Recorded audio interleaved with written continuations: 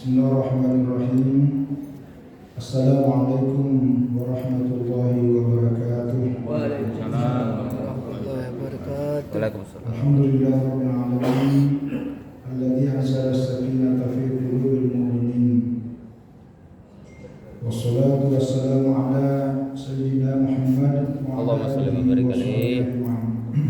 Subhanaka la ilma lana illa ma 'allamtana innaka antal alimul hakim. Allahumma 'allimna bima jahilna wa dhakkirna bima nasina warzuqna fahman tsabita. Amin ya rabbal alamin.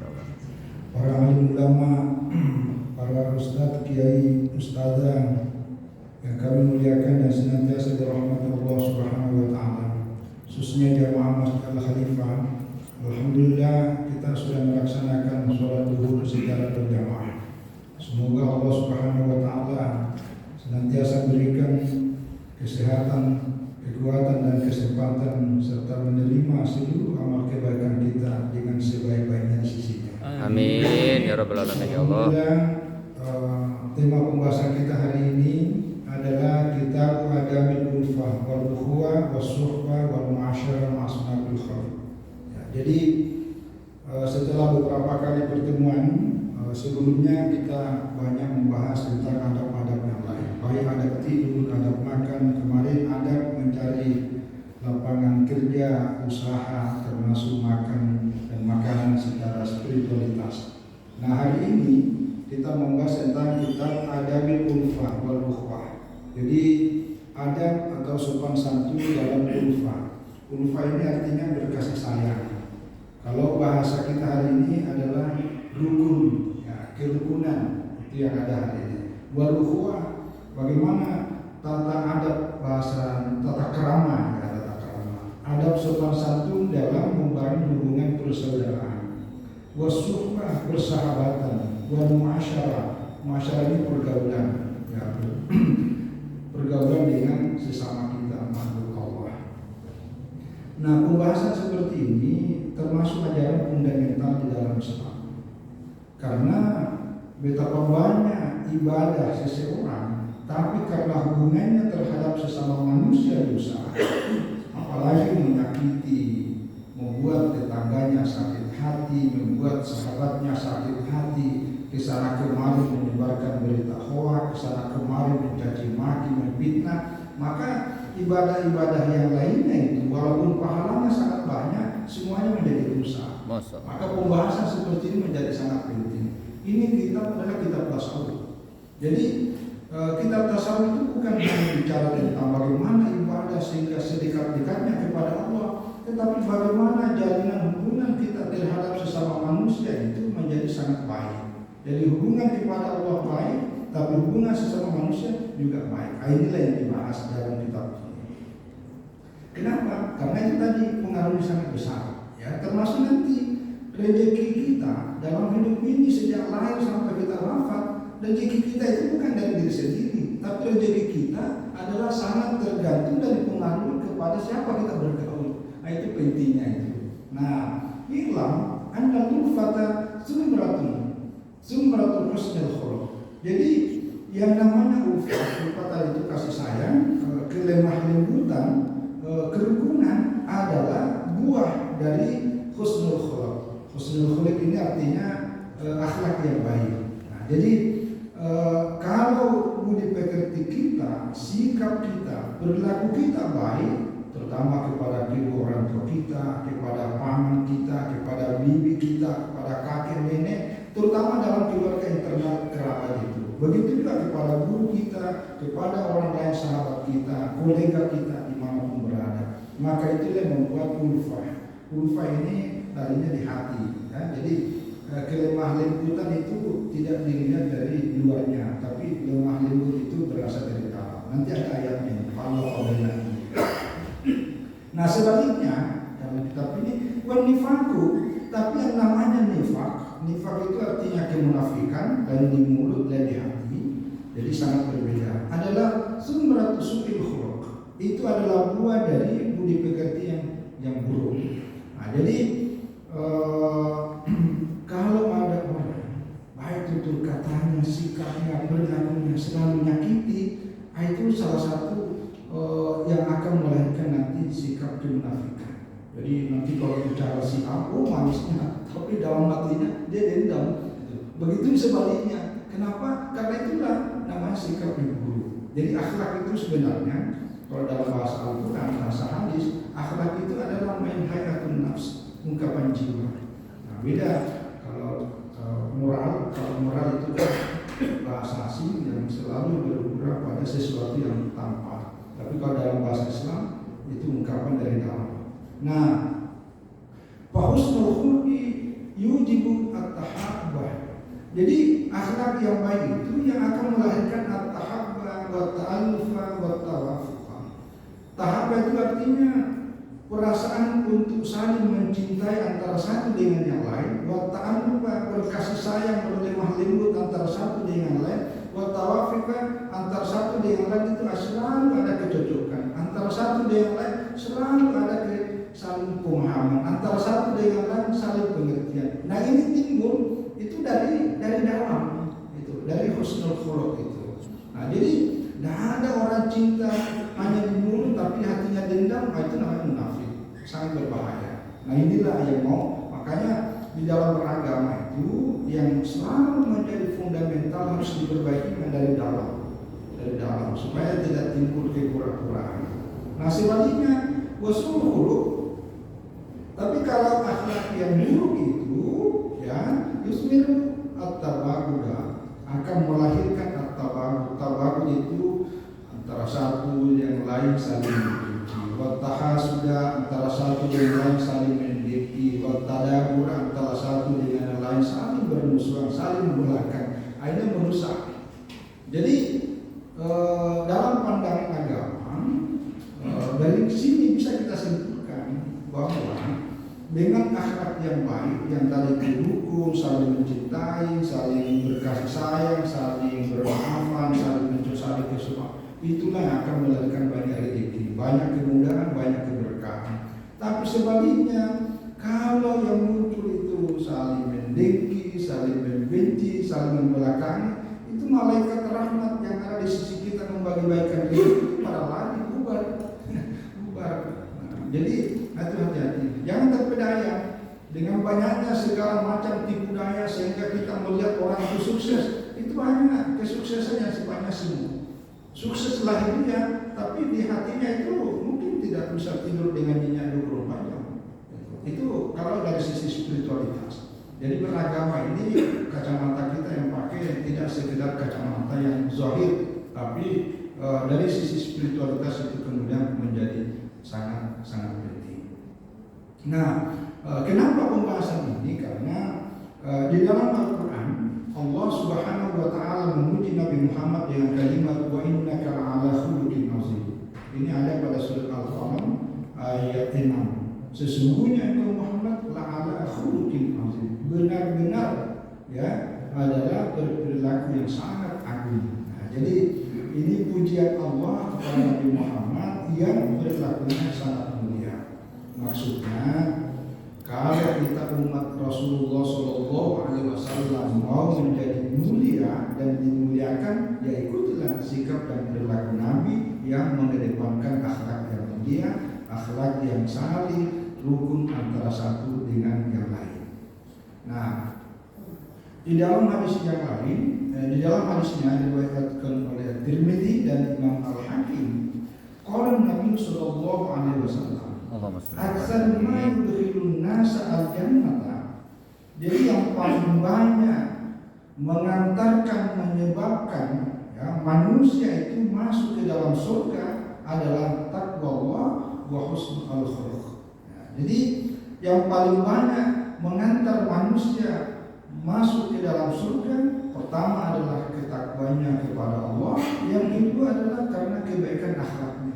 Ya, kebaikan akhlak tadi itu rukun, saling mengasihi, saling menyayangi, ya, jauh dari sikap saling membenci, apalagi saling memfitnah.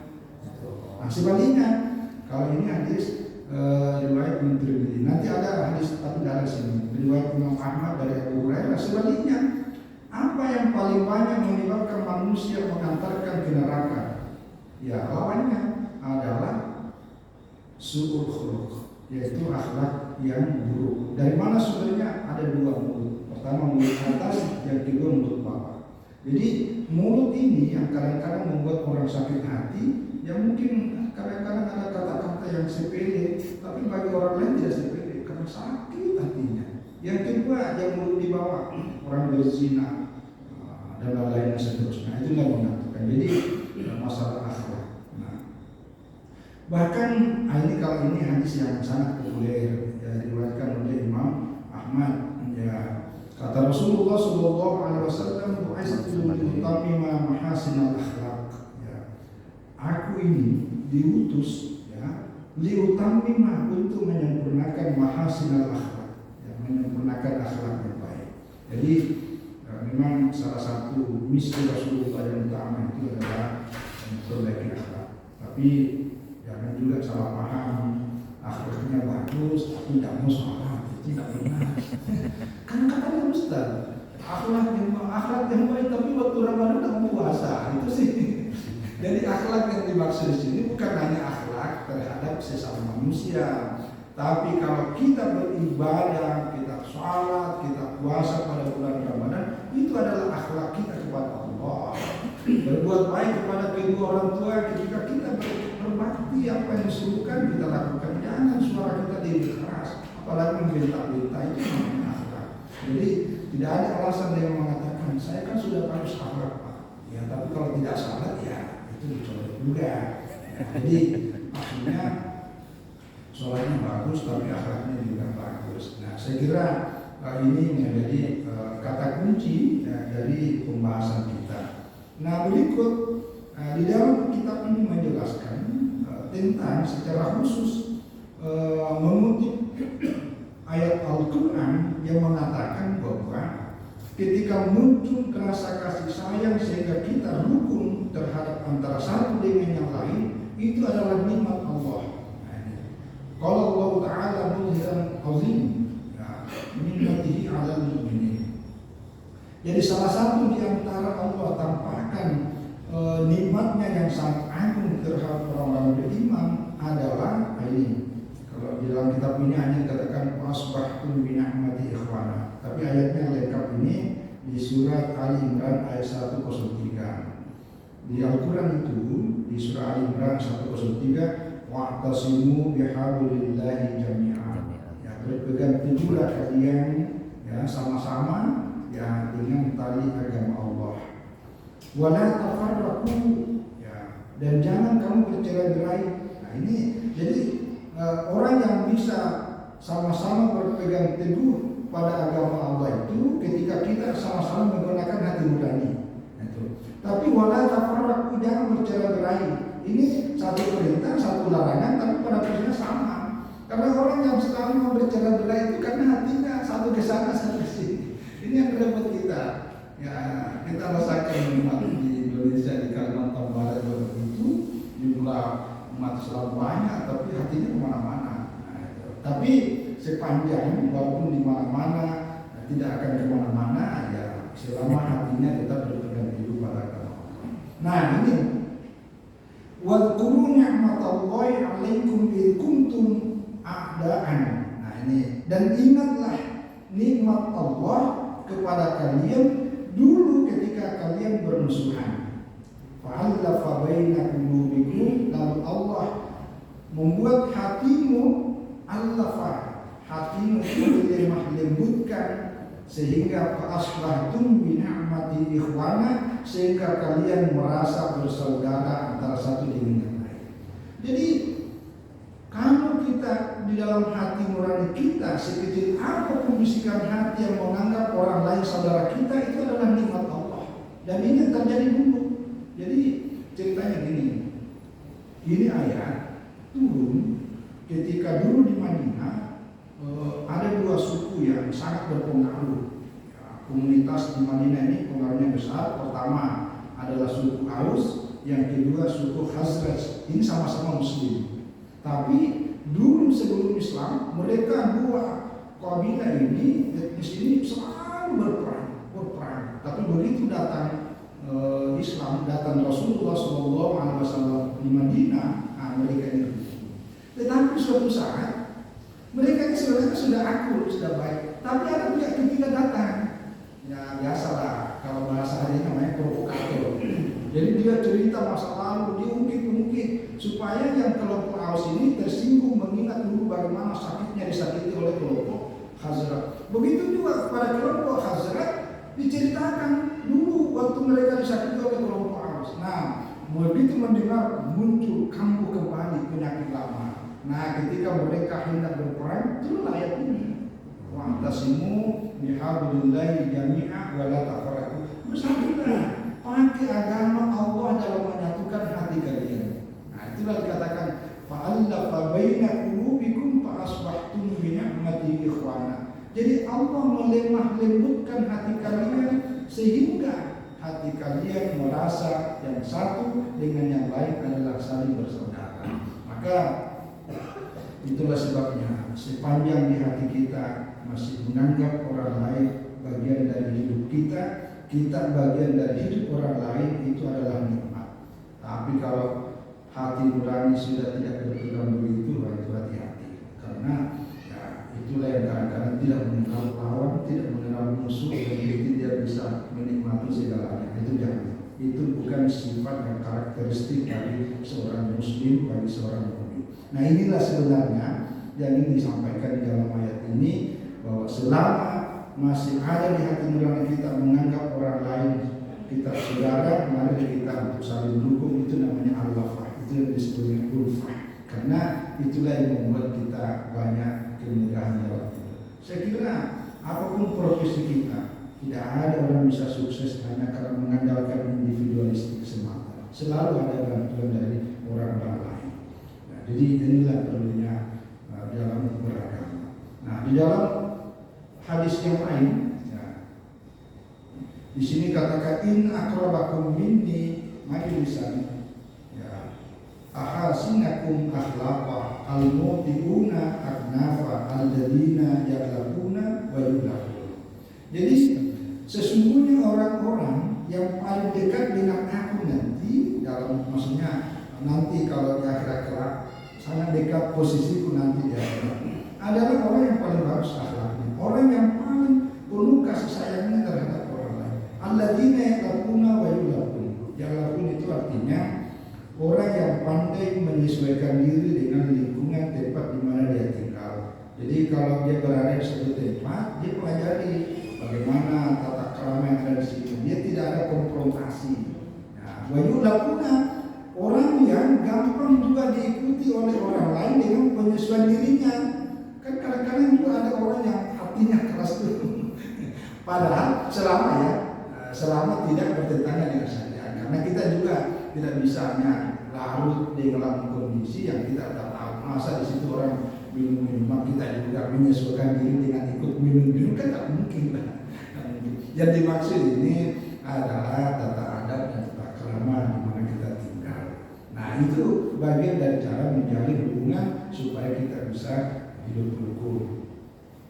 Demikian juga dalam hadis yang lain yang bersama si al-mu'minu alifun ma'ruf. Jadi orang mukmin itu adalah orang yang bisa menyesuaikan dan bisa juga disesuaikan. Maksudnya yang tadi sama, menyesuaikan diri dengan orang lain tanpa melakukan sebuah konfrontasi sehingga konflik, sehingga terjadi perpecahan, sehingga terjadi kelompok, sehingga terjadi permusuhan. Nah, makhluk juga sebaliknya, begitu juga.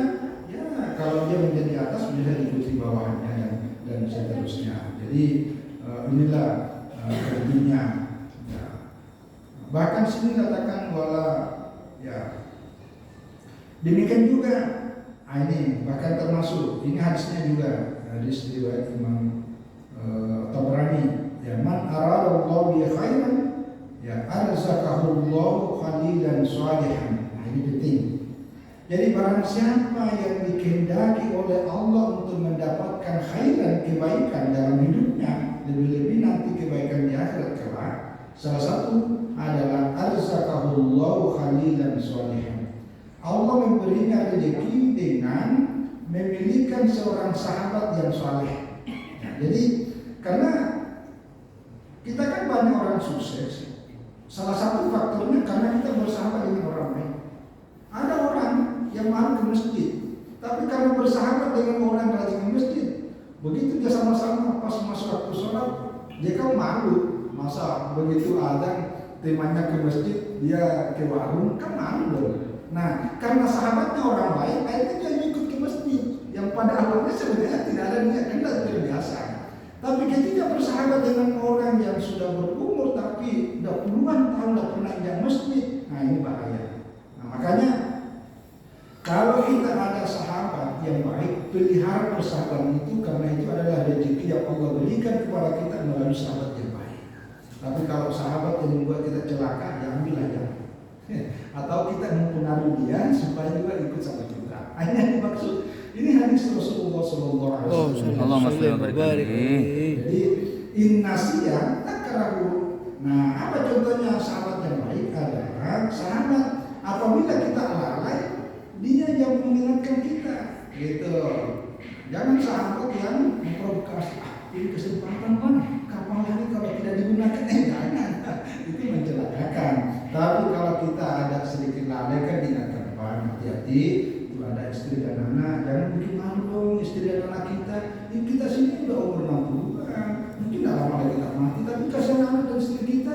Kalau kita sudah masuk ke dalam perbuatan yang tidak baik, nanti tetap akan dicatat. Dulu bapak mungkin, aduh sakit hati istri dan anak. Jadi selain ingat kepada Allah, ingat kepada keluarga kita juga. Nah itulah gunanya sahabat. Nah, wa in dzakara a'anahu. Tapi kalau sahabat kita itu selalu ingat kepada Allah, a'anahu, dia bisa menolong kita. Inilah salah satu gunanya bersahabat, ya,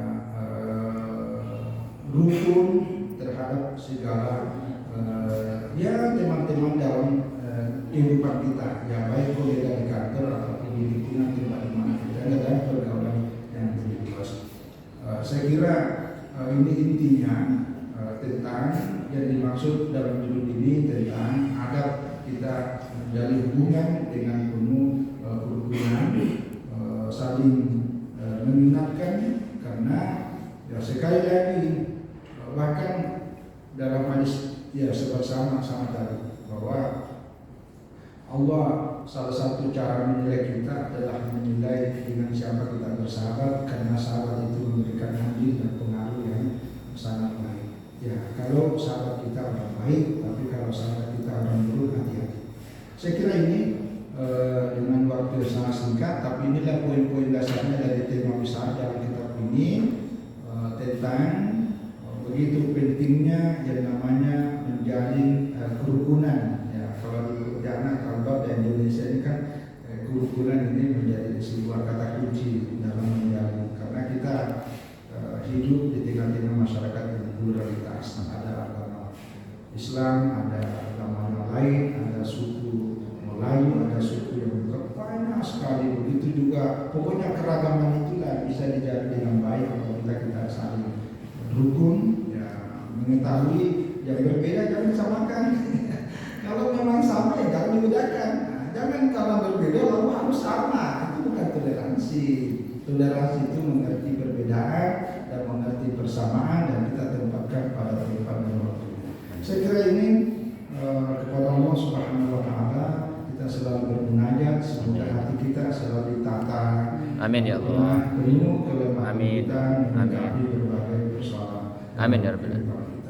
Terima kasih dan mohon maaf atas semua kekurangan. Wassalamualaikum warahmatullahi wabarakatuh. Waalaikumsalam warahmatullahi wabarakatuh.